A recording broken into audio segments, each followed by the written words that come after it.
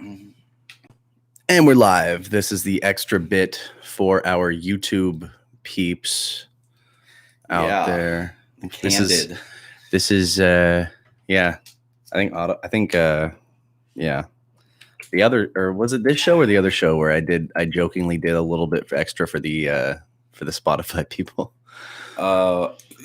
I don't think it was this one. Might have been the other. Might have been the Music and Garbage Music and show. Garbage with Jason. Music and Garbage, which officially got a logo finally.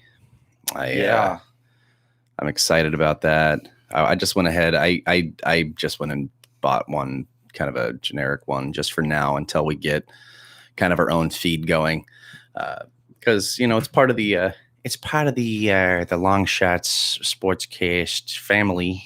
Oh yeah. So let me get that link put up there. Thank you, Facebook. Today, I'll get our song. Yeah, we got a good episode of that coming up next week, actually. Next week, like not tomorrow. Next Saturday. We've got Logan coming in. Oh, nice. So we're gonna do 3 albums. And we got a nice little mix going on there. It's going to be good. Let's see. 40. And I'll make sure my stuff's turned down. It's cool. I have it memorized on where it is. And should by now, huh? We're like 20-something, 23, 24 episodes. Number 23, man. 23. It's a wonderful thing, isn't it?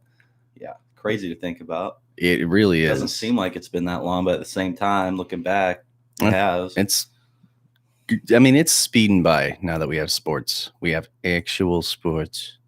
Yeah. Okay. Shared to my timeline. Now we're good. So get off of that, and we will get our audio, our streaming portion started up in 3, 2, 1.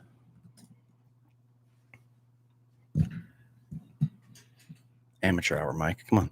Keeping precision. I'm always on a mission. Can't get caught in loose decisions. Gotta feed them kids a lesson. We better go hard. Gotta do this for my dogs. They chasing the cloud while we chasing after the charts. Welcome to Long Shot Sportscast, Longview, Washington's #1 sports-related podcast, 22 weeks running. As always, it's me. It's the Mike Holm, and with me, as always, is Brady Rucola. What it do, baby? And not with us this week is Skylar Lovingfoss. What are you gonna do? The funny thing about that guy, the other day, and I wasn't going to bring it up. I wasn't going to bring it up, but a couple weeks ago, he requested that I exclusively call him Tom Cruise Jr. It's a fact.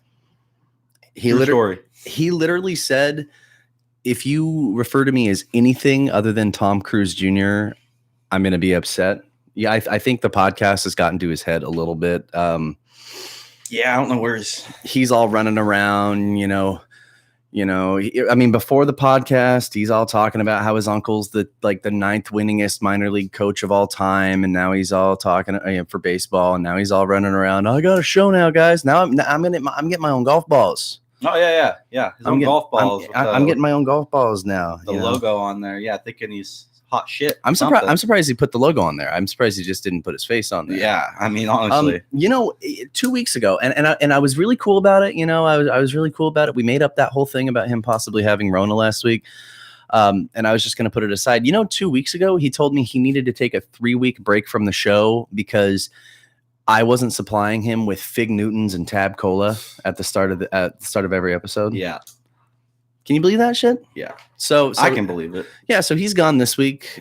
He was gone last week, and he's gone next week on account of I didn't provide him with snacks. What's next? He's going to ask for all green M&Ms, which I can't just go buy a bag of green M&Ms. You have to special order that. We're not in Vegas. M&M World isn't right there on our doorstep. Yeah. He's a diva.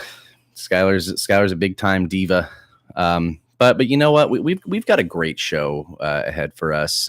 Yeah, let him take his little vacation he thinks he needs. He thinks he earned it. He can take his vacation Yeah, he even called it. He said it. He said it. He called it a break from us. Yeah.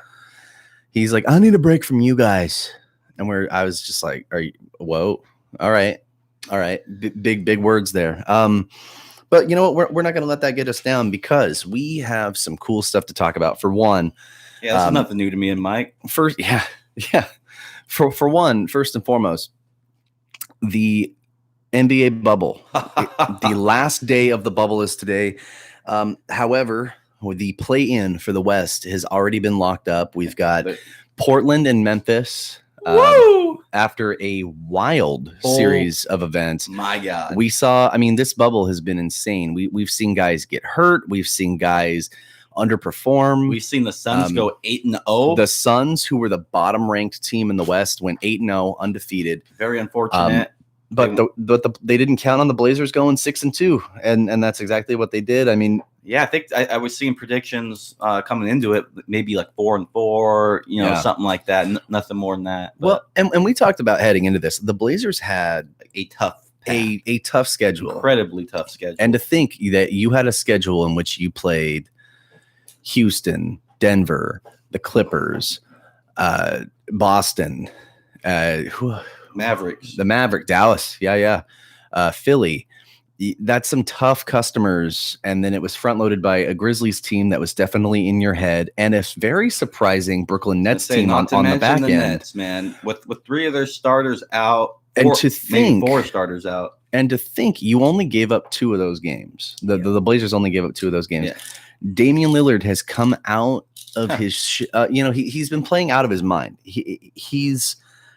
I think he's tired of being pushed out of people's top 10s and being left off these big lists. And he's being tired of the disrespect, man. The disrespect.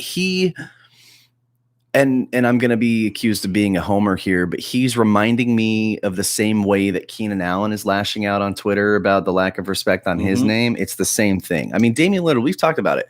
Well, we both consider Damian Lillard like a top 5, top 6 player. He's in my top 5 for sure. I think he's like my number 6 or 7. It depends on how I feel about Steph that day. He's tremendous, and he is honestly probably the bubble MVP. If I had to think about it, nobody's played harder than he has. He's taken that entire team and put it on his back. Not to say that guys like Nurkic haven't been stepping up. Gary Trent Jr. coming out of his. Carmelo has been stepping up. Whiteside. Carmelo is playing his best basketball since the Knicks were a playoff team. And everybody counted this dude out. He didn't have a job. The NBA gave up on him, but here comes Portland needing somebody, and they go to Carmelo. And now look, Houston couldn't will not be surprised if he gets a big contract somewhere else next year. Or I hope he stays, or at least a really nice veteran contract for like 2 more seasons. That would be and here's the thing: Houston could not find a use for him on their squad last year, which baffles me in a big way. They obviously don't know what they're looking at because I mean he's a starter on a look what he's been doing. He's a starter on a Portland team that is without a doubt the most dangerous 8th seed team I think we've ever seen. Probably in the history. Now it'll be tough to say because obviously we've had teams like the 99 Knicks get the 8th seed and then they make the finals. Going back.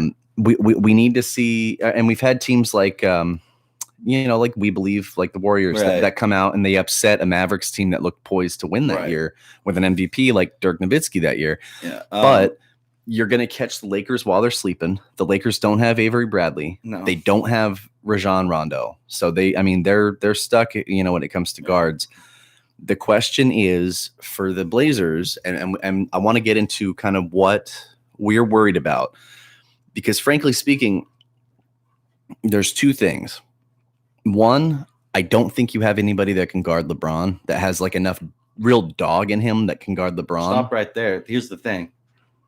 Defense, we said the hell with defense. We're going to score more than you. We're going to put up 130. We're going to put up 140. Can you do that? We can do that. We've been showing you we can do that.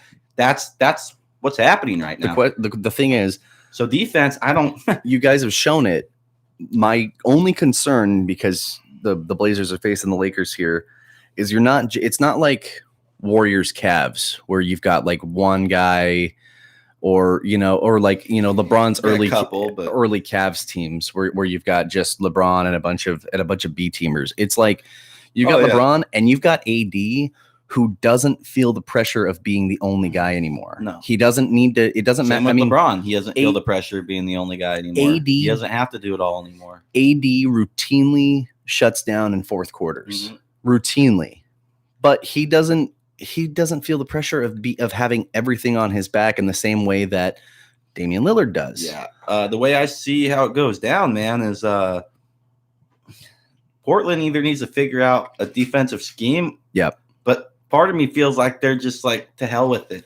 But here's the thing. Offense wins championships. To hell with it works when you're facing teams in one-off matches. In playoff series, and we've seen this every year, one way or another, teams figure teams out. Yeah. And you get a win out, but then they start to figure it out. And I think one of the best recent examples of this we saw last year, Houston and Golden State, when Golden State was a little banged up.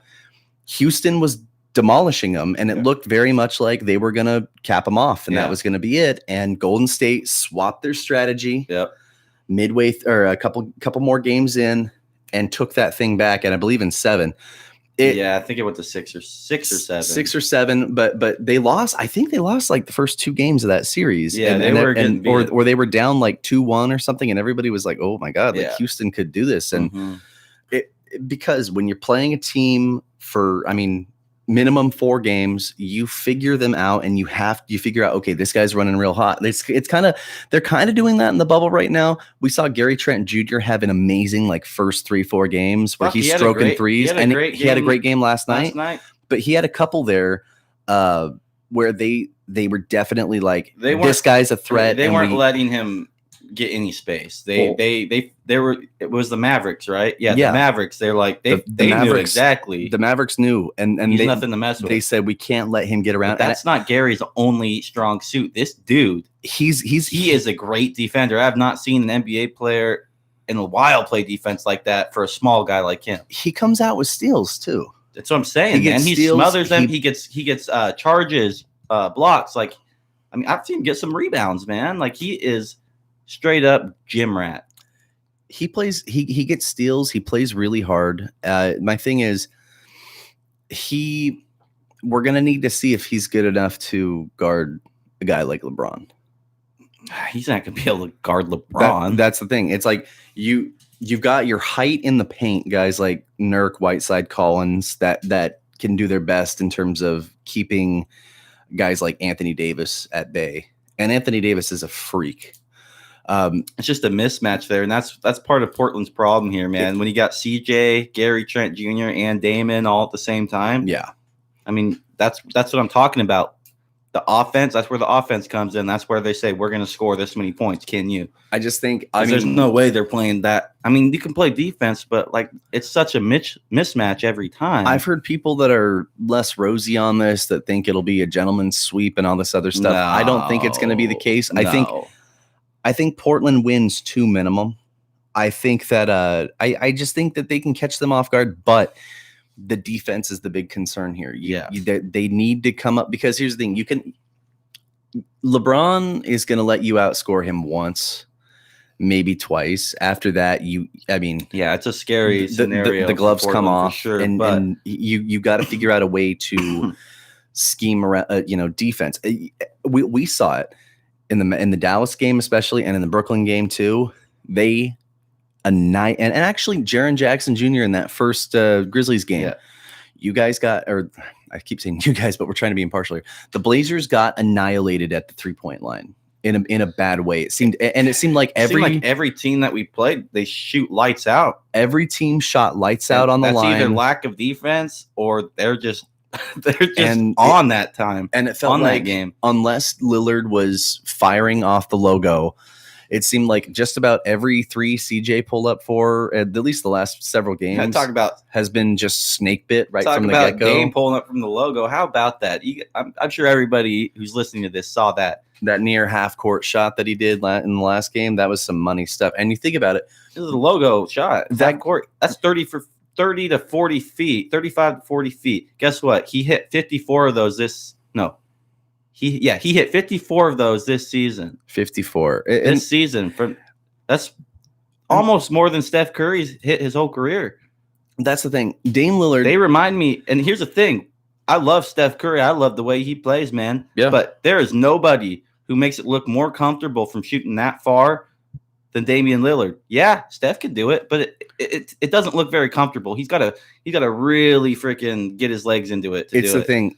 Steph, in terms of just taking advantage of the 3-point line, absolutely, without a doubt, changed. Steph started it. Steph started it, and in doing so, he changed the game of basketball. But as he did that, teams now, other guys have stepped up. They've stepped up, but they have to plan around. Teams have to plan around that. Yep. So Lillard goes, okay, guess what? I mean, I'll just start shooting it from 5 feet back, 10 feet back, and Terry Stotts, coach, he didn't like it at first when Dame was hit, and Dame kept practicing it and he kept hitting it, and Stotts was like, well, all right, yeah, I guess. He goes, take the shot. Yeah. He goes, because I've seen you could make the shot. If you can make him, you can make him. So he doesn't even he's totally comfortable. The whole team is totally comfortable with him doing that, and so is Dame. And that's this NFL, NBA right now. It's high volume, high points, lots of 3-pointers. I mean, we've seen every team is just going crazy. You got to plan around that, though. Yeah, and you know what? I think he's been playing just out of his mind these last 3 games because people keep talking. And what do you not do to Damian Lillard? Do not put dirt on his name. Because who was it? Paul George, Pat Beverly after that Clippers game when he missed the free throws, right? Making fun of him on the sidelines, pointing at the wrist, and coming out with the tweets, whatever. That got all squashed anyway. But then you got Skip Bayless. Not buying into the Dame time. He ain't clutch. He ain't this. Guess what he does the next night? 61 points. Yeah. Tied his career high. He doesn't appreciate. Joined Wilt Chamberlain and company for 50-plus point games in a season. Yeah. Well, and he doesn't appreciate the disrespect. And we see that when that team gets down. Yeah, what do you say after that game? Keep your name out my fucking mouth. Name out my mouth. Well, and we've seen when he gets down and that team gets down, he fires up and he gets angry. Here's another thing we could say how they could beat the Lakers. Third quarter, Stotts, come on, dude. You got it. Yeah.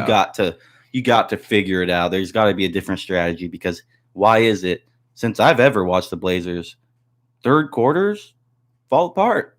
We have a lead. We lose it. How many teams have we seen go? I mean, not that you haven't won these games, but how many teams have we seen get 10 up on you guys? Yep. You guys let Brooklyn get 10 up on you. You guys late in the fourth quarter. I believe Memphis got up 11 on you guys. They got 11 on us on that first game. We've seen teams get these decent double-digit leads.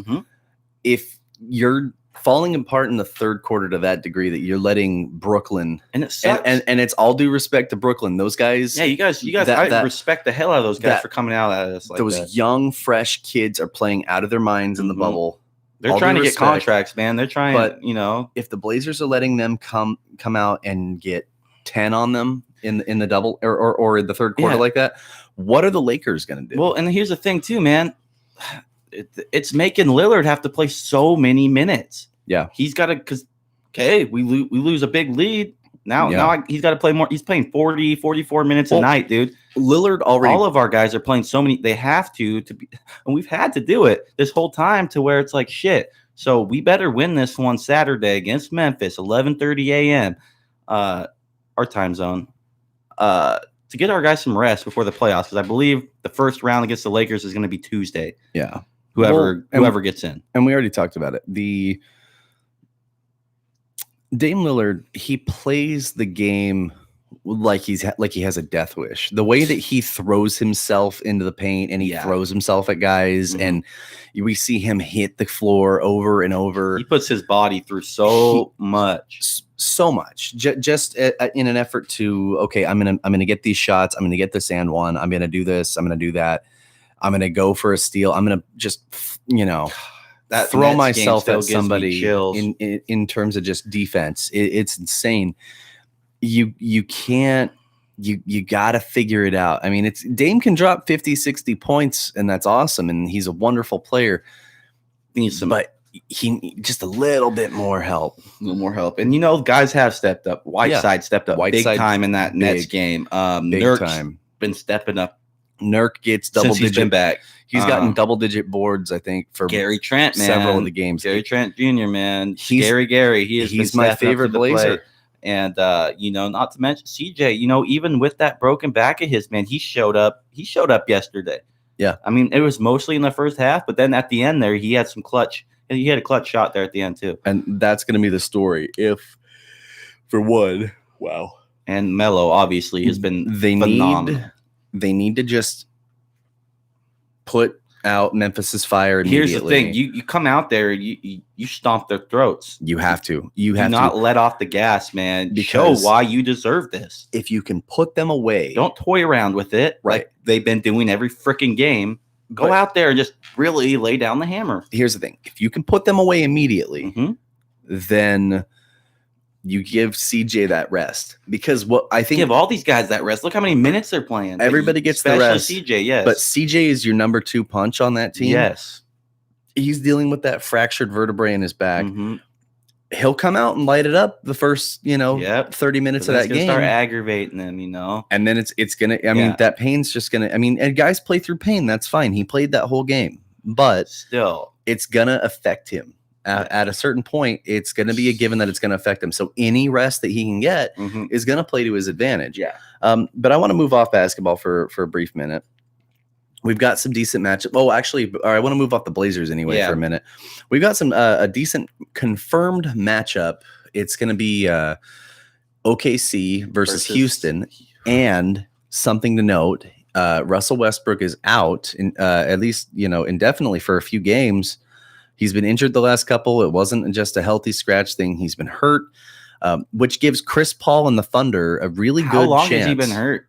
Because that makes me wonder about when they played us. A little bit now. I mean, here's the thing. Because he kind of was playing like dog shit against the Blazers. I can pull it up. But yeah, he hasn't really been lighting it up like I thought he would. And that makes sense. Russell Westbrook out for the start of the playoffs with a quad strain. He's expected to miss at least the start of Houston's first-round playoff series because of a strained right quad muscle. Ask Triple H how a strained quad feels. Dude, James Harden and the Rockets cannot catch a break. Here's the thing. They're cursed or something. I don't know what else to say. There's a number of storylines. So he said he felt soreness in his right quad after the Rockets lost to the Trailblazers. Dame put him down that bad. That's unfortunate. You never want to see that. He missed the game again. He played 28 minutes in the loss of the Spurs, and he aggravated the injury.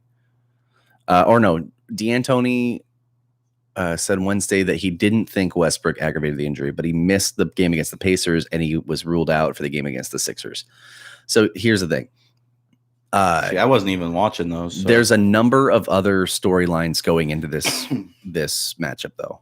First of all, the most glaring matchup storyline, although this might not be as big of a deal depending on how long Westbrook's going to be out. Yeah, Westbrook obviously facing his old tewn for the first time. That's what I was excited about. He's been a member of the Thunder since I believe 2008.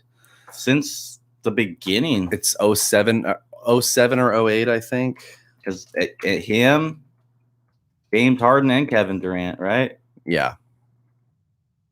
All of them. He might have been actually drafted while they were Sonics still. I think it was like when they it was like right in the middle. Selected by the Sonics, but then they had become the Thunder like months later. So he's played there since 08. That's over 11 seasons with the Thunder. And now this year, obviously, it was the year of the duos, right? Well, the year of the duos, as we talked about, all off-season duos. I mean, even injured duos like Kyrie and Kevin Durant. We're getting together. So here's the thing: he's reunited with James Harden. He's playing against Oklahoma City for the first time ever, or at least in a playoff context. And then you've got Chris Paul, which that's really eating at him too, who was a member of the Rockets last year. May or may not have blindsided. He got blindsided in the trade to acquire Westbrook. Yeah, he thought he was staying, and he may or may not have actually hindered the Rockets' playoff chances last year because he was hurt in that series against the Warriors. Yeah, he was playing hurt. So the thing is, going in, we thought, okay, you've essentially when this trade happened, we thought, oh man, Houston's making some power moves here, and they just sent Chris Paul off on a Viking funeral. Like that was it. Oh, we're gonna put you on this burning ship that's sinking into the water. If I'm correct, Chris Paul, he like posted an Instagram photo or his Twitter, pretty much hinting at Russ coming over there to the Rockets. Yeah, with them, but I don't think he knew. Well, at least at the time that they were shipping him away, like you said. And here's the thing. So and then everybody starts shitting on him. You get the Thunder, who everybody thought, okay, this is this team's done. Like oh yeah, they gave him. Okay, listen to this. At the beginning of the season, they gave the Thunder a 0.2% chance of making the playoffs. Where are they seated right now? Number 5? 5, yeah. Because the Rockets are 4. And they gave them a 0.2% chance of making the playoffs. And Chris Paul, yeah, he's got everything to prove, and he has been proving it all season long. And you look at this team, I mean, you've got Chris Paul, who, I mean, we're talking career rejuvenation. Because when I saw him playing hurt in Houston, I'm like, this is not the Hornets phenom. This is not the guy with the Clippers that was making my Warriors' life hell in the early part of the 2010s. And everybody started just, I thought he was giving up on him. I thought he was getting old and he was done. I was guilty of that too. I absolutely said, great, Chris Paul's done. Mm-hmm. The Thunder are gonna suck. And he has taken this team, and they're not a bad team. They just have a lot of role play. It's a lot of role players on here. I mean, and those teams sometimes are just the best. You got a guy like Steven Adams, who is more and more becoming one of the better centers. Becoming more of a star out there. Way more of a star. I feel like he's a very underrated center. He is these days. And then there's a lot of role players here. Danilo Gallinari, Shai Gilgeous-Alexander. He's a great young up and coming player who I think is only going to get better. There's some great players here. It's just going to take a little bit of time, but with Westbrook out, James Harden, he gets a little panicky in the playoffs. He starts getting a little selfish in there, or he just goes insane. I think the Thunder have a really, really good chance at getting That's going to be probably one of the better series in the first round. And I think they've got a great little chance of getting a nice little upset over Houston here. And it's one of the great storylines heading into the NBA playoffs right now is the Thunder and the Rockets. I want to touch on that Suns team, though. I mean, just a little bit. Yes. What a fantastic job. Going 8-0 in the bubble. Actually having a shot to get into that play-in. Like, it came down to one game. Yeah. If the Blazers would have lost, that they would have got in. And honestly, like, for Memphis, it sucks. Yeah, they did lose one of their big guys, but they lost 3 or 4 in a row there. Like at the start, I think they ended up winning 2 games. Mm-hmm. But the Suns, just to go all the way up there and almost clinch it, almost. Devin Booker, he's probably one of my favorite players right now. How many 35 point games? Like 5 games. Yeah, where he scored exactly 35. It was like 4 or 5. But he hit a buzzer beater against the Clippers. And a bunch of people were upset, like, the Suns went 8-0 and they didn't, and they didn't make it. But that's a flawed system. It's like, no. I mean, here's the thing: it was a fair shot. If the Blazers had a tough schedule, the Grizzlies had a tough schedule. Had they lost a game or 2 more than they did, the Suns absolutely would have been in there. Here's the thing, though. like we said, we had a season going on before this, and if they played better during that time, they would have been in, but they weren't. I said it from the start that knowing the 8-game thing, knowing you were 3 behind the Grizzlies, I said it from the start. You did. You can only afford to lose 2 of those games, realistically. And obviously, I said we had to win at least 5. And I'm saying that not counting on the Grizzlies having a terrible bubble, not counting on the Suns playing very well. I was saying that thinking, thinking that the Pelicans were going to come out, but Zion What happened? Zion looked really out of shape. Yeah, he's eating ho-hos and Twinkies or something, dude. Zion looked out of shape. He's one of those rare cases, and it's not that he's fat. He's not. He's thick. He's very muscular, and he either needs to drop a little weight, or he needs to figure out how to throw his weight around and the way Shaq does right now. And I forget his name off the top of my head. One of Colin Cowherd's guys. He was saying we're seeing a guy his size, that young, already need doing load management right now. That's not very good. That's not good at all. He needs to. He's only like 20. Like he's very young. He's fresh out of college. I mean, he needs to figure this out. I was very surprised at how the Pelicans performed. Not very well. I was very surprised with the Grizzlies, how they didn't do very well. I mean, yes, they did lose. Was it Jaren Jackson or Jaren Jackson? Yeah. I'm surprised, and I'm not surprised how the Blazers played. I knew they wanted it. Very surprised how the Suns played. They're going to be a decent team, I think. I think this is exactly what they needed. And who else is going to be a decent team? Brooklyn. Oh my God, they're going to be something. But back to the Suns. Worry about. Their owner is a bit of a notorious tightwad these days. Oh yeah, and that's going to be the thing. Well, I mean, they need a little bit more of a. I mean, they were playing really good in the bubble. Yeah. They had a great bubble. They came out. They showed up. Teams do that. They do go on winning streaks, but that doesn't mean Devin Booker needs a little more help. And you know what I think helped? Being in the bubble, no fans, because believe it or not, fans I think put a lot of pressure on, so teams can focus. You can put like a CGI.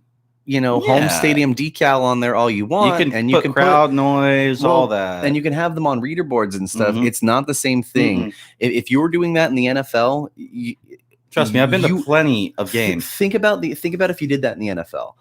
You would not playing in Arrowhead or playing in CenturyLink would not have near the same amount of impact. No. Because really what you got is your boys on the sideline hyping you up, and that's gonna there's stadiums that amounts to something. There's stadiums like CenturyLink that are built with the crowd noise in mind. Mm-hmm. I watched a video on it. They built it so that way the sound comes up and then it echoes while it's open at the top, it slopes down. So the sound waves go up and they slope down and they channel back into the field. And it's done on it's an illegal way to get the crowd noise that much more of a boost. Yep. And teams, I'm not going to say they rely on that, but that definitely has a lot to do with that's the home field advantage. Yep. How many first down or false starts do teams get when they play in stadiums like CenturyLink and like Arrowhead and not like SoFi Stadium? Or if you're just the Seahawks, they just love to do that. It doesn't matter where they're at. But I just think that it's a nice touch to try to make teams feel at home, but in reality, you get players that are just able to dial it in more, focus more, and we saw the Suns go on an absolute run. I just think they're a young team. Devin Booker is a great up-and-comer. He's of that next – he's kind of that new school. Guys like him, Donovan Mitchell, Luka, Trae Young. That's the new school. That's those guys that are going to be the guys – they're going to pave the way for how the NBA is going to look. 7 to 10 years. Yeah. All those guys are going to be, on every kid's favorite, Yeah. If they're not already, I mean, I'm very impressed with what the Suns came out and did. And it's very unfortunate that they didn't get in. I know a lot of people think they deserved it. I do think they deserve a shot. And honestly, I wish this is what would have happened, is that since Memphis and the Suns were tied at the end, I wish that they would have had a plan for a tiebreaker for them. And then whoever won that goes on to play Portland. I think that would have been way more fair, but I agree. We didn't know. I don't think anybody saw it coming. I think if they were tied, I honestly think, you do a one and done playoff, boom. Yep. And then you head into the plan. I would say you do one and done. Then you're tied with Portland. And then the one and done. And then you do another one and done. Yeah, absolutely. I would, no matter what. Like, I think that would have been really cool to see. I think the Suns are absolutely, they're going to get better as long as They get the help they need because they're young. They just, I think they need a little bit more veteran presence. Yeah, on they that need team. a little bit more. Every team could use at least one or two savvy vets. Portland is getting that in like Carmelo for sure. Absolutely. I just think every team could use at least one of those guys. I have to agree. The Nets, however, are a different story right now. Well, they're all fighting. I mean, this is what I was saying earlier. They're all fighting for contracts too. So I respect the hell out of the way they came out the gates. Because for one, I mean, you got guys on that squad that they got like guys like Jamal Crawford, who just signed, but really it's just kind of a safety measure. He hasn't hardly played any minutes in the bubble at all. He's really just kind of a good presence in the locker room. If worst comes to worst, okay, we can throw Jamal Crawford out there for a little bit. But for the most part, it's really young, vibrant youth going out there and playing their asses off because they're hungry and they want, like you said, they want to get paid. You gotta remember, man, these guys are under the wings of some of the greatest right now in the NBA. Kyrie Irving, Kevin Durant, DeAndre Jordan. Tell me they didn't have something to do with and even the guy's ambition. Even a young guy like Spencer Dinwiddie is sitting out right now. Yep. Those guys are all going to come back next year. Mm-hmm. You can't count out the fact that they might actually sign another free agent next year, or it's going to be weird. But you've got to think that these guys, knowing that a couple roster spots are going to be up in the air because they had to sign a bunch of guys just off the street, knowing that a couple roster spots are up in the air, teams all over the place, and the Warriors have been notorious for this, are looking at young development or young guys that they can develop and they can get on a dime too. Just that they can get on a dime. Absolutely. When the Warriors cleared out a bunch of their bench, traded guys like Alec Burks and sent them, and D'Angelo Russell, who was a starter, to get Andrew Wiggins and all that. And people were kind of weirded out by that a little bit. It's all a plan. It's a plan to rebuild in youth. And I have no doubt, Warriors scouts and maybe even Steve Kerr knows what he's doing. Yeah, absolutely. And remember who I said is there to help develop and scout talent. Oh yeah, he's a big name and one of your guys. Lay it on me, Steve Nash. Yes. And you think about one of my all-time Steve Nash, when we were growing players. up, was the best point guard in the league. Yep. He had the best handles in the league. Yep. Who has some of the best handles now? Steph. I mean, not that he scouted Steph. No, but that's a skill set that he had, that he gets to watch every day in Steph Curry. That they are. Steve Nash is one of my idols. They're looking at guys to meld in that system because Steve Nash played for one of the most fun to watch systems ever in the mid 2000s. That's that Mike D'Antoni 6 seconds or less team, one of the best teams to never win a title. Yep. You got Nash, Amari, Sean Marion, Boris Dia. I mean, Barbosa. That was an awesome. Joe Johnson. Yep. Awesome team. Yeah. Yeah. No. I think teams are going to be on the lookout, and another team that's building up really young and has been surprisingly good is the Miami Heat. And Jimmy Butler, obviously. Jimmy Butler did to the Heat what Chris Paul did with the Suns. Like the Heat were a playoff team last year, but I think they were like an 8 or 7. Nobody to worry about at all. But yeah, they were in. Yeah. And now they're in a situation. They're going to play. That's where we got Whiteside from, and then we gave them Myers Leonard, and they're going to play the Pacers. Yeah. So I want to talk about established NBA playoff scenarios.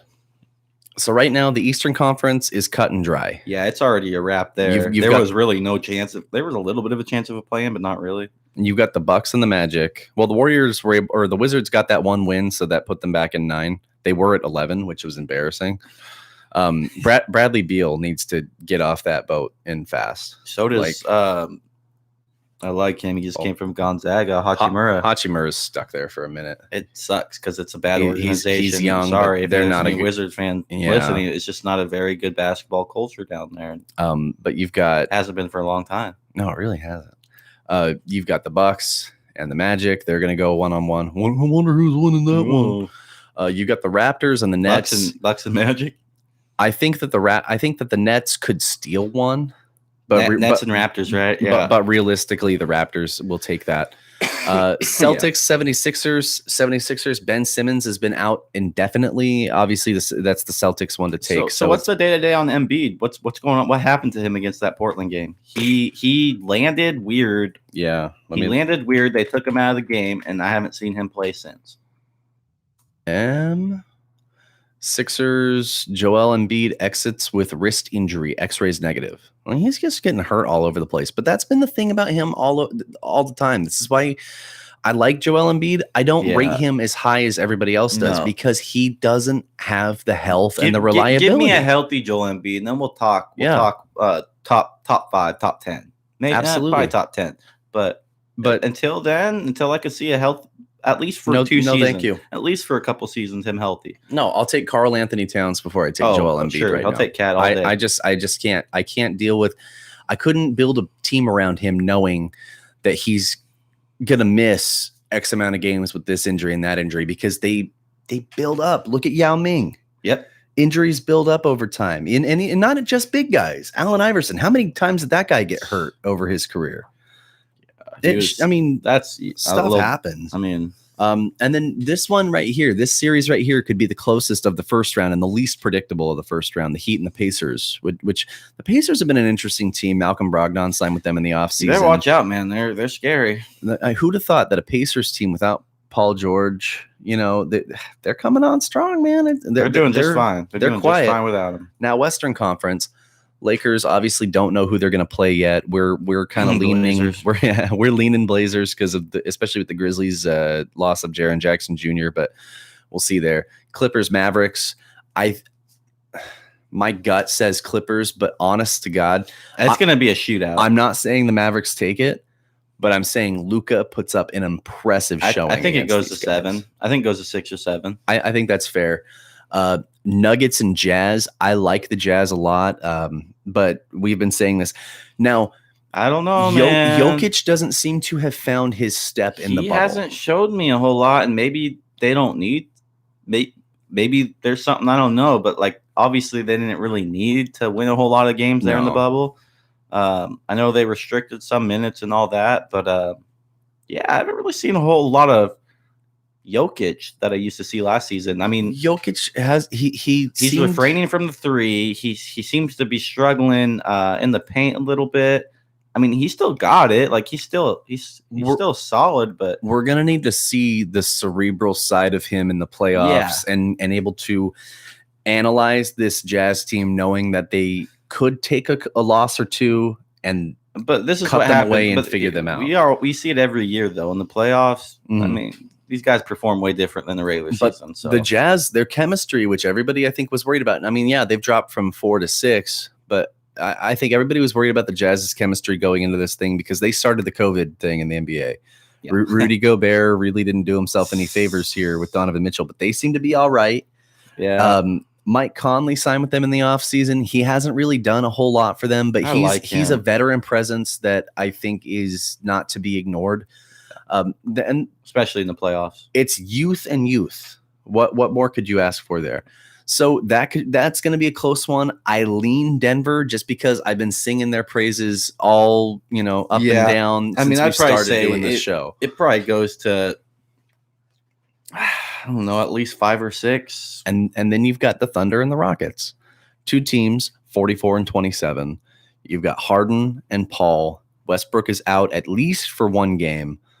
That's going to be mind games. And I think that's the series that of these first series, the Blazers, Lakers notwithstanding, that's the series I think goes to 7. Yeah. I think we are guaranteed 7 games of Thunder and Rockets. And actually the Thunder are at 4 and the Rockets are at 5. Yeah. Which I thought I had it backwards. So I'm looking forward to seeing. I'm actually, save for if the Blazers get in against the Lakers. Yeah.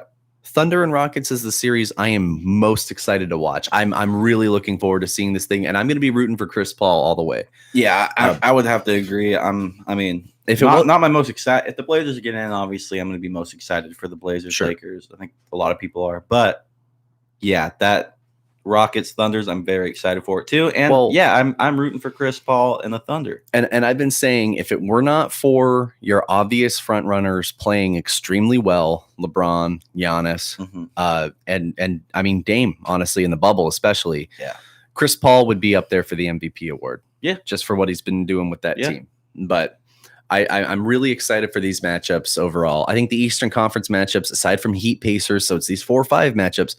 Aside from Heat Pacers, which again, 2 teams with a deadlocked record, the Eastern Conference on paper is shallow and predictable, but kind of like always. But we're seeing, I mean, Nuggets Jazz, I couldn't tell you who wins that. Thunder Rockets, I couldn't tell you who wins that. Clippers Mavericks, I think the Mavericks could surprise you. I lean Clippers, but I think the Mavericks could surprise. And I think the Blazers, if they get that 8 seed and lock it down, are the most dangerous 8 seed team we've had in the last since the We Believe Warriors. Yeah. And though I don't think people were counting on them to beat Dallas. No. So on paper, I think they're the most dangerous 8 seed team we've ever had in the last 20 years. Yeah, it's been a while, and I think you're right. I don't think, say Memphis gets in there. I don't even know if they win one. Right. So we'll see what happens. So I want to see real quick how true this is. Oh, he's been saying this for years. So there was rumors swirling again that Kevin Garnett was trying to buy the Timberwolves. He was trying to buy the Timberwolves, right? And then taking it back to Seattle? Yeah.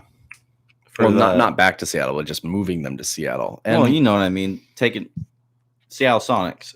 It's interesting. The rebirth. I mean, Russell Wilson, he's been advocating for this for years. His dream is to bring the Sonics back. Right.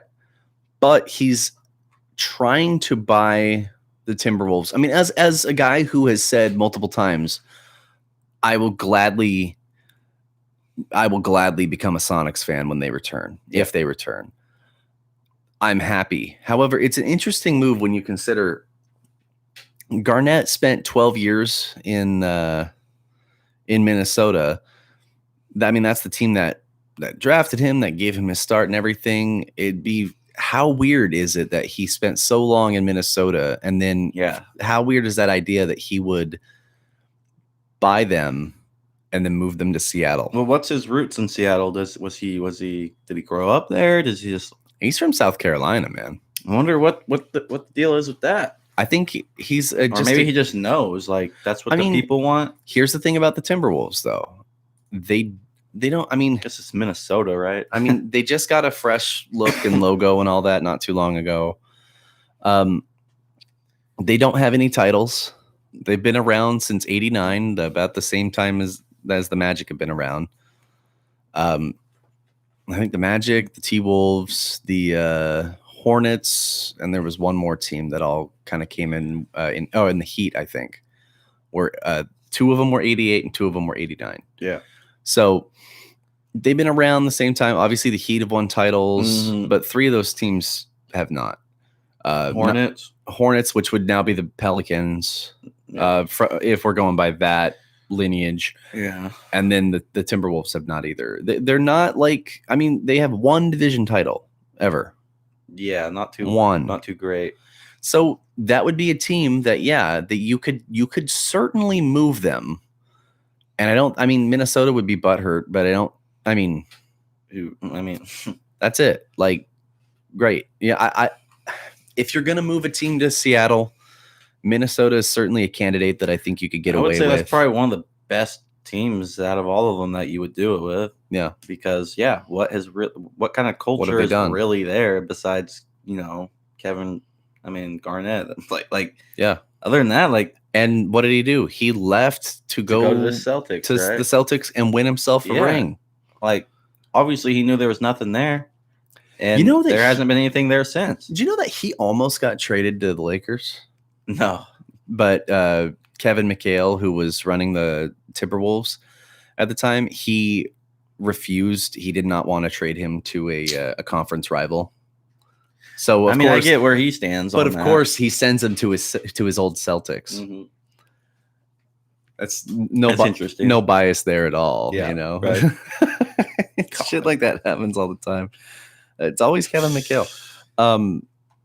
Yeah, I don't know. I obviously, I mean, I've got a Sonics like framed T-shirt hanging on my wall. Like I'm ready for them to return. And I would love it. I mean, dude, I would still have to be a Blazers fan. I mean, I am, but nothing wrong rooting for the Sonics either. Oh, I'd jump at the chance in a heartbeat. Like, I was so jealous. Our buddy at work, Tyler, was rocking a Sonic shirt the other day. Yeah. And I was like, I want that shirt. Yeah. I just wish, I wish it never happened with the OKC thing, man. Like, yeah, I mean, it is what it is.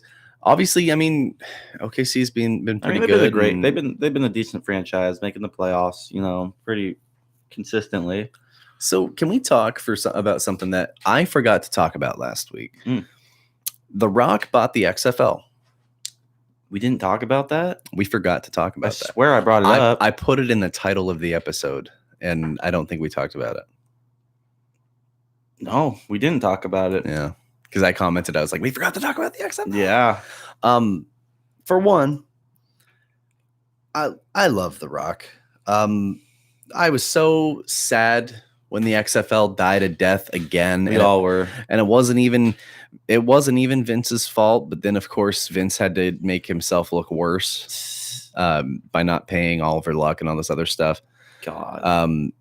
I was really sad because I think the idea of a farm system at the very least for the NFL, or at least another option to give some of these out-of-work college kids and washed-up like vets. A D-League type deal, right? Like, it's such a cool thing to keep. Great concept. There's some of these guys that a lot of these a few of them actually got contracts too. That was AFL, wasn't it? No. PJ Walker got contracts. Yeah, that's right. Right. And actually, even coaches. Pep Hamilton was the coach of the DC Defenders. Now he's the Chargers quarterback coach. Yeah. So here's the thing. I think the idea of a farm system is really, really cool, and it gives. I mean, there's guys all over the country that play high school football and they play college football, hoping for a chance at the pros. For a shot. That's all they know. Yep. And then when their name doesn't get called, or on draft day, or they don't get a thanks but no thanks at a training camp. Where are they going? Working at the local mill. What do they do after that? So I think the idea of a farming system is great. They haven't really had anything like that since NFL Europa back from the mid 90s to the early 2000s, or to the mid aughts, which didn't have a ton of great talent come out of it. Mainly kickers, notably, what's his name? Adam Vinatieri, who played for the Amsterdam Admirals.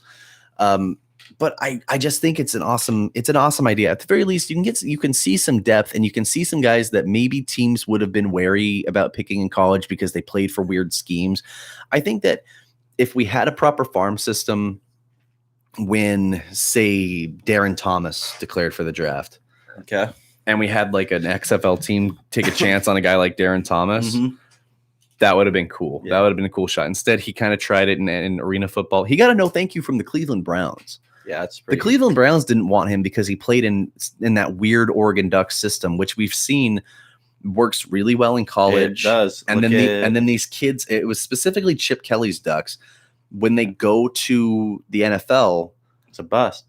LaMichael James, which breaks my heart because I loved watching him. Josh Huff, Mariota. Mariota. He still maybe has something, but it just. I thought he never came out and really proved anything. I thought he had the best. So did I. Because, and I mean this in the most respectful way. Yeah, I'm not trying to throw any shade. When you look at Mariota and you look at Darren Thomas, it's like chocolate and vanilla. Yeah. It's like Darren Thomas is going to come out and do these weird scrambling plays, and then here's a lateral here, and then here's a hook and ladder pass there, and da-da-da. And Mariota he can run if he needs to, but he doesn't really do that. He sits there and he's quick. He's got a cannon of an arm, and he looked like a pro quarterback from day one. I watched the first game that he started. They played a no-name school. It was like Appalachian State or something. He had 5 touchdowns in the first half. Yeah. And I'm sitting there going, this kid is everybody thought he's a first-round kid. He was. But for the most part, I mean, those Ducks, especially from that Chip Kelly era, they don't make it. It's like and it was on both sides of the ball. Deion Jordan wasn't very good either, and even Seattle kind of tried to breathe some life into him, and that was the best attempt at it. DeAnthony Thomas, he's a return man, nothing more. Kenyon Barner, he's been backup central, here and there, but nothing more. Josh Huff, he should have been a good receiver on a Philly team that really didn't have any. That was the same year that they took Nelson Aguilar first. They took Josh Huff in like the 3rd or 4th round, and I thought for sure he'll be the breakout guy, especially when Aguilar was dropping passes, and it didn't happen. It's a weird system, but I just think that given a shot with an in-between level style of play, and it's a higher tempo than college, but not, and it's getting you prepared even more for the NFL. But it plays with the same.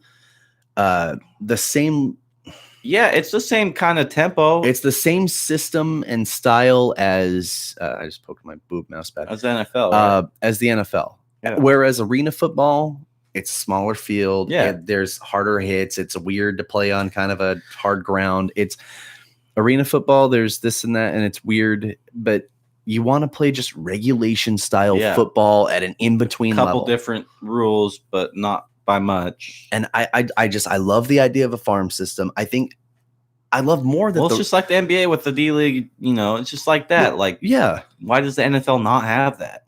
Right. Why is college the only stepping stone to get to the NFL? You know what I mean? And there's some guys, they deserve a second chance for whatever reason. Yeah. Just to prove themselves. Imagine, if you will, if some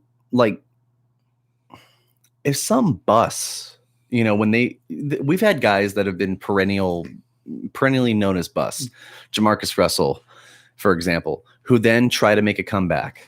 Yeah. And then, but there's only the NFL, so that's it. He's not going to get one unless you try out for the CFL, which is no longer the Canadian Football League. Yeah, and but aside from that, I mean, I think Jamarcus Russell tried out for the Chicago Bears like 4 seasons ago, and obviously, I mean, he was looking decent in his videos. He wasn't looking great, but I feel like if there was an XFL, he could get a spot on an XFL roster for sure.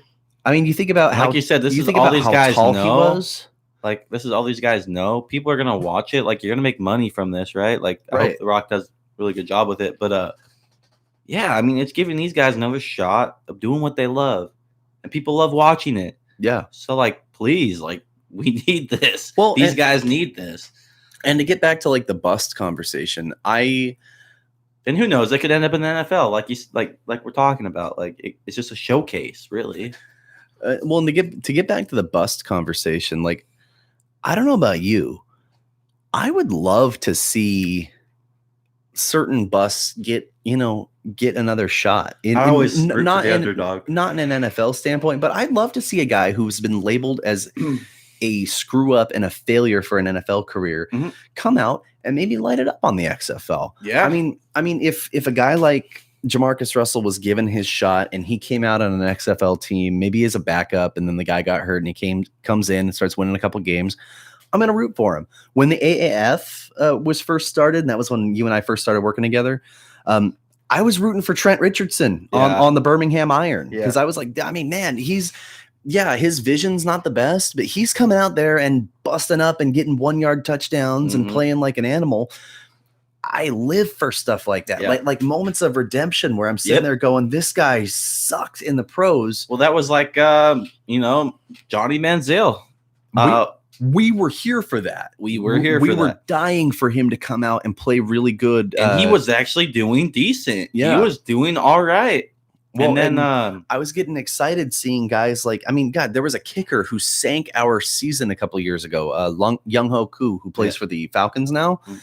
He was playing for the Atlanta Legends in the AAF, and he was making some good kicks. And I'm sitting there going, I don't want you playing for my team again. Yeah. But good for you. It's like Roberto Aguayo. Yeah. Like Roberto Aguayo, he was famously the most accurate kicker in college history. Gets drafted in the second round by the Bucks. Has a terrible rookie season. gets cut by the Bears. We signed him in the offseason. This is prior to Michael Badgley. This is like when our two kickers competing were Caleb Sturgis and Roberto Aguayo. And Aguayo made every kick in the preseason. And I'm sitting there going, dude, keep him. Like, not knowing what Sturgis was going to be. And Sturgis wound up being a dumpster fire of a kicker, and then we lucked into Badgley. But I'm sitting there rooting for this guy who was labeled a bust after one season of high pressure because he's the highest drafted kicker since Janikowski. He played well. He had all the pressure on him. I'm telling you right now, it's unfair that Roberto Aguayo doesn't have a job right now. I saw guys 2 years ago. Zane Gonzalez still has a job. Zane Gonzalez. There's some bums out there. Zane Gonzalez missed 4 kicks in a game with Cleveland. He got cut from there, signed with Arizona. Chandler Catanzaro just got a job. I forget where he signed. Shit. Look what happened to Blair Walsh. Blair Walsh. Fuck, dude. Man. When it really matters. God damn. Like, are you telling me that Roberto Aguayo can't get a training camp spot or something, man? Yeah. I don't know. I don't know. That's my hill I'm going to die on. I'm going to die on the Roberto Aguayo hill. I'm probably the only guy, but I was sitting there, dude, I was ready. I said, tell you what, if this guy comes back from being labeled a bust and he were to get, if he were to make the team, I was saying if he made like 85% of his field goals, I'd buy his jersey. Oh, yeah? Because I live for stuff like that. I live for guys getting their chance to redeem themselves. One season does not a bad kicker make. Yeah. It's like, I get how it could piss some fans off and obviously some teams off. Yeah. Yeah. You signed him for a reason in the first place, right? Yeah. Like, obviously, you fired them because of what they showed you, but like, they're a little better than that. Absolutely. Got to work with them. I don't know if from a business standpoint, I don't know. Roberto Aguayo, if you're out there, I'm probably your biggest advocate. I want to know what happened to that guy. About those extensions. He hasn't had a job. We had Kittle getting an extension this week. Big extension, man. George Kittle, 5 years, 75 mil. Yeah, Kelsey got one as well. Travis Kelsey got one. Yeah. And there was a offensive lineman for the Bills got one too. I'll look it up real quick. Travis Kelsey, 4-year, $57.25 million extension. And I mean, yeah, he's been consistently one of the league's best tight ends since he got here. Speaking of the Chiefs too, saw Patrick Mahomes come out. So there's been a debate on who's got the best arm, right? Who got the best arm, him or Josh Allen? And Mahomes came out with saying, "Yeah, we're trying to get something set up. Pretty much wants to have a throwing contest, him and Josh Allen, because Mahomes believes he's never seen anybody, at least right now, that's got a better arm than him." What's your take on that? You think Josh Allen's got the bigger arm? Are we talking stronger straight up combination strength and accuracy? No, I'm talking about straight up the strongest arm. That's tough to say because here's the thing. I think Josh Allen's got it. Both of those guys can throw over 70 yards. But here's the thing. This is why I want to see some of these like fun Pro Bowl games come back. Because I know this has been a debate. Have you gone back and watched like the old 90s ones where they do? Yeah, they do all this shit. They do longest throw and stuff like that. They don't do it anymore. But guess what? The Chiefs will never let that happen between those two. Because of that big old contract. Well, Mahomes you used to see guys like, 98, 99, 2000 guys, and they would take like 10 of them and be like, all right, if I'm thinking about like 2001 or whatever. Oh, Trent Dilfer, Doug Flutie. Yeah. You got your obvious ones like Brett Favre and stuff like that, Tom Brady, but then it's like Trent Dilfer, Doug Flutie, Jeff Blake, Brad Johnson. I think one of the earlier ones had like Vinny Testaverde, Jim Harbaugh. It's like go out there and just huck it, have a ball, right? Yeah. They do some I don't know of those. Why they don't do this shit anymore. They do some stuff like the accurate. They do the accurate passing one where there's like targets, but they kind of mix it up and have like non-quarterbacks do it too, which is kind of interesting. But give us the longest throw contest again, that's please. What we want to see. Especially because we've got several guys now that can throw 70 yards. Yeah. Pat Mahomes, Josh Allen, Justin Herbert. Justin Herbert can throw over 70 Are yards. you watching those videos that came out? You bet your ass I was. I'm sitting there because everybody's shitting on the guy. Everybody is getting ready to say, he's the next bust. He's Justin Herbert. You aren't going to win with Justin Herbert. It's like, you guys want to let him play a fucking game before you start? Listen, I wasn't on paper. I was sitting there going, okay, I think Anthony Lynn would prefer a mobile quarterback. Yeah. Remember, prior to the draft, I was an advocate for Jalen Hurts. Yep. Now that I'm thinking about it, now that I'm seeing, okay, I had him earmarked as Josh Allen. Like his pro equivalent is Josh Allen. Yeah. I'm a big Josh Allen fan. Oh, yeah. I think Josh Allen's a guy he's like a raw lump of clay. Mm-hmm. And over time, each season, he gets sculpted and molded into something really neat. Yeah. And that arm is such raw potential. He just hasn't had a receiver like Stephon Diggs yet. No, and that's going to happen this year. So we'll see what's going to happen. Allen and Diggs is going to be insane. It's going to be an amazing connection. So I'm sitting there. I'm looking at I know that there's a very real possibility that unless the Chargers go on an insane season run, an improbable 13-3, 14-2, and get a first round bye, which will not happen, that Justin Herbert may not, barring a Tyrod Taylor injury, may not touch the field this season. That's what I was going to touch on. I'm kind of upset there's no preseason because I wanted to see what this kid's got in the tank. Me too, man. In a professional setting, I just think not even just him, just a lot of players like Tua and all that. Like, I want to see these guys play, but coronavirus, COVID stuff going on. They said no preseason games, keep it safe. I just think that before people shit on him, and I'm talking Chargers fans too, because a lot of Chargers fans on Facebook are absolute mouth breathers. It's like, before we shit on this guy, do we want to maybe see what he does, give him a shot, and before people, they did a wallpaper Wednesday, and one of them was Tyrod Taylor, and somebody's like, back up. Like, he's a starter this season. He's starting, bud. Like, he's fucking starting. He's probably fucking look into what's going on right now. He's a surprisingly accurate quarterback too. There's nothing wrong with Tyrod. Nothing wrong with him at all. I like Tyrod a lot. I loved him in Buffalo. I thought he should have gotten. I loved him in Buffalo. I thought he could have been good in Cleveland, but the writing was on the wall that they were going to go to Baker anyway. Mm-hmm. But no, there's nothing wrong with him, and I think people are going to be surprised with how he plays this year. Really do. Yeah, I do too. I've always kind of admired him. I'm no Chargers fan by any means. I think last year, I was saying he's one of the best backup quarterbacks you could ask for. Yeah. Because right now we're talking about it. He got the confidence too. Like the same way that in the NBA we saw signing trends by way of duos. Mm-hmm. In the NFL, we were seeing signing trends by way of backup quarterbacks that had starting experience. Blake Bortles got himself a job in Los Angeles with the Rams. Mm-hmm. Tyrod Taylor, obviously. Who's your backup quarterback? What's his face? Geno Smith. Yeah, Geno Smith was your backup. Guys like that, and I'm sure there's more that I just can't think of off the top of my head.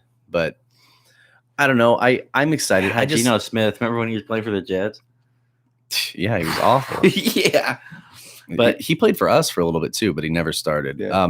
Here's the thing. Although I do like him because he broke Eli Manning's consecutive starts for the Giants. So then Geno Smith was a guy who was just kind of like hit or miss. Yeah, but here's the thing. He broke Eli Manning's consecutive starts for the Giants. So Phillip Rivers leapt him in the on the rankings because of that. Wow. So I do like Geno Smith for that because I can't fucking stand Eli Manning. The team, bud. But no, in terms can't stand Manning. Cannot stand Manning. Peyton? Eli.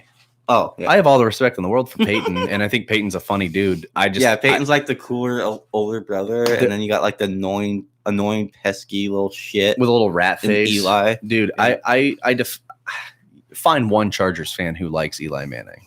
Find one dude that around here that likes Eli Manning. See, and I don't mind Peyton. I have the respect for him. He got his rings. Awesome. He got his rings. Eli got a ring too, and but like when he was wearing blue and white, we always beat him. So right. But Eli's I wouldn't put him in an elite category at all. No. Eli was he rode the coattails into there to get to his ring. He was a good he was a good quarterback with decent days. Average to good quarterback who had a great day every once in a while with a great team around consistently him. Had a weapons. Actually, I mean, most of his, by the time they went to the Super Bowl, guys like Tiki Barber and Amani Toomer were gone, but that defense was incredible. Osio Minora, prime Justin Tuck. In that second Super Bowl, they had a prime Jason Pierre-Paul, Prince Amakamara, Michael Strahan, who was a huge part of that 2007 defense. That's people can say, "Oh, Eli won the second one." It's like Eli also had a great defense in that second one too. Just because Eli retired, right? Yeah, he gone. It's Daniel Jones's team now. Yeah, but now getting back to the Allen and Mahomes thing, I think in terms of just pure arm,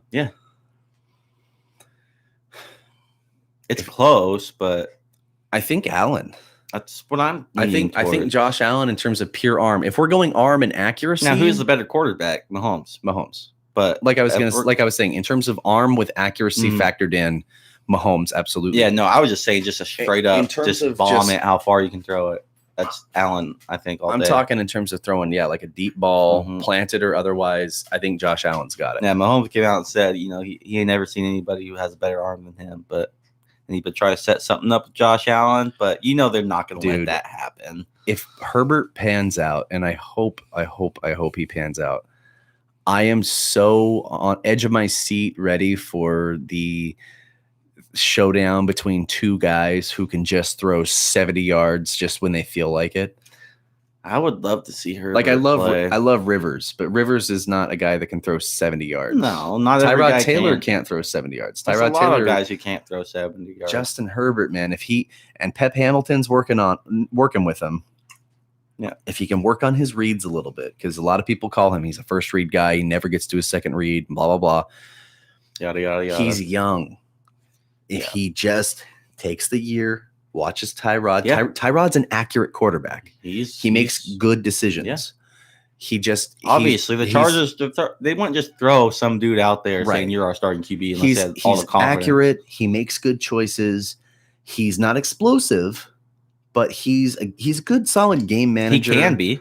Yeah, he can be. He's a good solid game manager type guy who has never had. How old is he now? 30 something. He's never 31, I think. Okay. He's never had a supporting cast like what he's got around him right now. No, dude, you guys literally on paper better than last year. I think in Buffalo he had fat Kelvin Benjamin and Charles Clay, who was a decent tight end too every once in a while, and an aging LaShawn McCoy. Yeah, that was it. Yeah, and in Cleveland it wasn't much better. No. It can never get better in Cleveland. No, but no, honestly. So with the Kittle contract, Kittle's earned it. Kittle and Kelly, for sure. Kittle and Kelsey have both earned it, as far as I'm concerned. They're the two top tight ends in the game. They were until Gronk came back. We were just talking about this last season. Who's even are tight ends even prominent anymore? You got two. Maybe three. I think right now you've got a few. You probably got a handful. You have a handful. You have George Kittle, Travis Kelce, Zach Ertz, Hollister, man, Gronk. I'm not putting him top. He was just decent for the role he needed to be in. He needs to prove it this year, right? Yeah. That's 4. OJ Howard. Yeah, OJ Howard definitely up there. And then maybe what's Hunter Henry? Who's the other dude on Cleveland? He's probably not even playing there Njoku, anymore. But he wanted out. Yeah.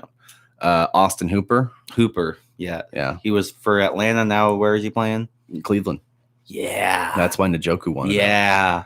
So you've got a handful of decent tight ends, but it's not it's really top 3 right now, though. Maybe it really 4. is. It's not mid to. I mean, you've got guys that are promising. TJ Hawkinson is promising. Oh yeah, but Jack Doyle, actually, he's Doyle's middle of the road. He has his games, but if we're talking young guys that are promising right now, Hawkinson, Noah Fant.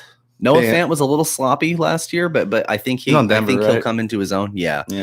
And there's a guy, I can't remember the Vikings or the Packers took him, Irv Smith Jr., who was a decently ranked rookie last year. What about your boy Jimmy Graham, dude? Jimmy Graham is not good. Not anymore. He's not. I'm sorry, this isn't 2011, Mhm. where everybody's carrying him around on their shoulders. I certainly don't think Jimmy Graham's very good. With the freaking Super Bowl Saints. Everybody's like, he's a wide receiver. He's a wide receiver. Well, yeah, and he was really, really good back then. And then as soon as he put on a Seattle Seahawks uniform, people didn't know how to use him, and he got hurt all the time, and now he just sucks. Yeah.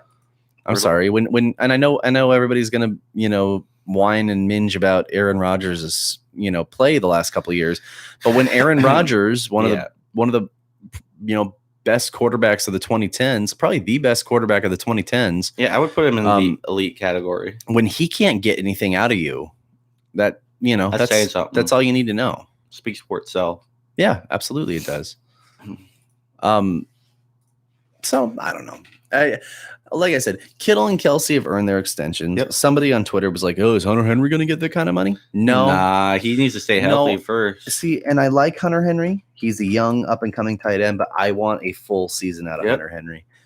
Otherwise, it don't amount to shit. He keeps getting hurt, man. So let's see. 2018, he was hurt the entire year. 2019, he played 12 games, but he was in start. In 2016, he only started 5 games. That was his rookie year. I think he's just not too reliable right now. He's all right, but it's when he's on, he's on. But it's now or never for him. Yep. And I hate to be that way. I like Hunter Henry. I was a big fan when we drafted him, but I think he's great. But it's now or never. Antonio Gates has been long gone. There isn't a second tight end that's chomping at the bit for him. We got Virgil Green, who's primarily a run blocker. Mm-hmm. There isn't another guy that's chomping at his heels. He needs to step it up. We've got Keenan Allen. You got Mike Williams to take some of the edge off. You need to be that guy. Mm-hmm. Yeah, that guy, like Skip Bayless would say. I mean, he is a top 10 tight end right now. Yeah, he's top 10. But that's a shallow pool, as we just talked about. Yeah, I mean, it's not hard to be a big fish. Well, that just goes to show how a tight end is important, but it's not as important as it used to be. Yeah. It's not as prominent as it used to be. It's not like, I don't know. Teams could do it without. They can do it with just an average. I mean, look at the Seahawks. I mean, we got like a handful of them now on the roster, but like we didn't have to have a big old name out there. I mean, a lot of teams didn't really. Yeah. Well, I mean, I will say it's nowhere near the way it was in the back of not like a decade ago or anything like that, but no, yeah, I was gonna say that like in the 2000s. Yeah. In the 2000s, everybody had a tight end almost. Antonio Gates, Tony Gonzalez, Chris Cooley, Christian Fourier, Dustin Keller, Jeremy Shockey. You name it, man. There was a pool of them. Several, dude. And just now, like we said, man, Zach Miller. You can name maybe 5 that are like Greg like Olsen. that guy, but like other than that, it's like, I mean, it's a great asset, but it's like it's not. It's a weirdly dying position. Kind of like, I don't know. It's like the fullback. It's like the fullback, exactly like that. Like everyone's more like a wing type deal going on, or like. When's the last time we saw a fullback that was like Frank Gore as big? No, he's a halfback.